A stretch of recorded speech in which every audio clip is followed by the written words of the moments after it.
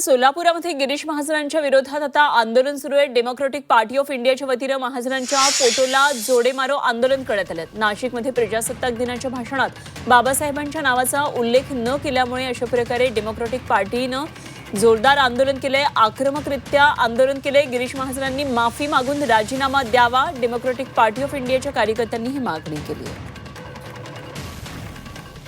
प्रजासत्ताक दिनाबद्दल बोलले, संविधानाबद्दल बोलले, परंतु त्यांना काय माहित नाही डॉक्टर बाबासाहेब आंबेडकरांचं नाव टोचू लागलेलं आहे, त्यामुळे त्यांनी ते बाबासाहेबांचं नाव विसरलेलं आहे।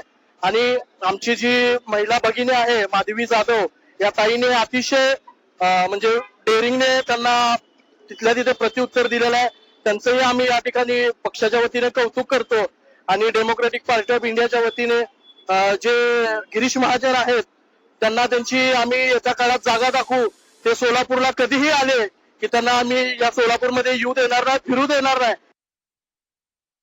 सरकारला काय झाले माहिती आहे का, जसं या नेपाळमध्ये, श्रीलंकेमध्ये, बांगलादेशमध्ये जशी परिस्थिती झाली आहे, आता काय वाटले की आमच्यावर काय चालणार नाही तर, पण ज्यावेळेस जनता दाखवून दिली, घरात घुसू मारलेली आहे, त्यावेळेस या भाजप सरकारला कळेल आणि भाजप सरकारने त्याच्यावर निलंबनाची कारवाई करावी ही प्रामाणिकपणा आम्ही डीपीआय वतीने आम्ही मागणी करणार आहे। आम्ही कलेक्टरला पण निवेदन देणार आहे आणि पालकमंत्री गोरे साहेबांना आम्ही निवेदन देणार आहे।